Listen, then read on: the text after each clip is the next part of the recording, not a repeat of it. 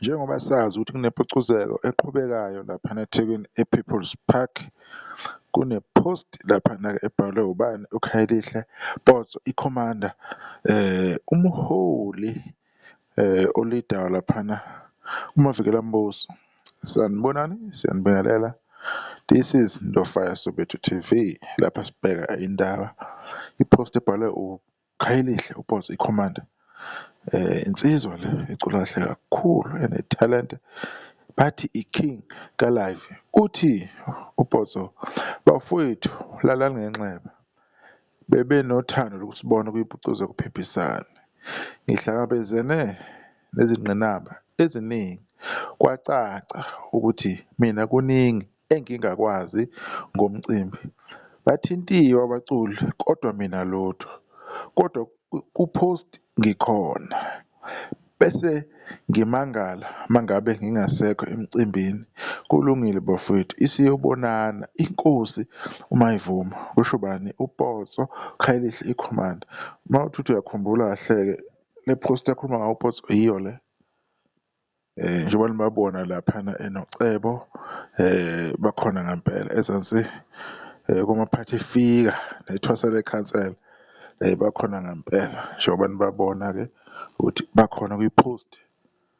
Ngithe uma ngithi pheqepheqe ngibheka nama-comment ambalwa laphana, kunensizwa apha kuthiwa uMlukhoza ibisiphendula ukuthi kwakubi-ke lokho, qinisa kuma-online sales commander cause le yokuqashwa ayisoze yakusebenzela ngoba kulo maskandi wamanje sekugcwala inzondo nepolitiki engasile. UDrogba Zikode naye wabeka umbono ethi, awu kazi niyobanjwa ngophondo kuze kube nini kulo mculo. Potso, hhayi kwakubi, noma ngingayanga kodwa ngangiyibonile i-post, ngasho ngathi kuyoqhumulavi ohamba nenkosi phakathi, phephisa ngobese.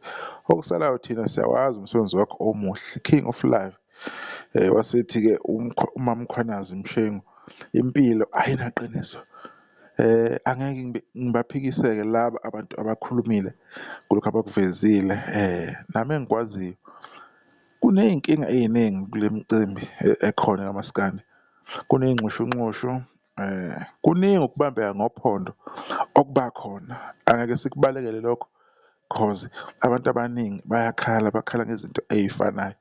Kuhlale kunezinto ey'ngahambi kahle, umcimbi-ke vele awubi u-100%, kuhlale kukhona into ethize ezowuphazamisa noma kanjani. NoPotso omunye wabantu-ke abathe bathinteka kabi-ke kulo mcimbi ukuthi abe khona kwi-post, kodwa yena egcine engasavelanga ukuzonandisa ngoba unabalandeli laphana uPotso.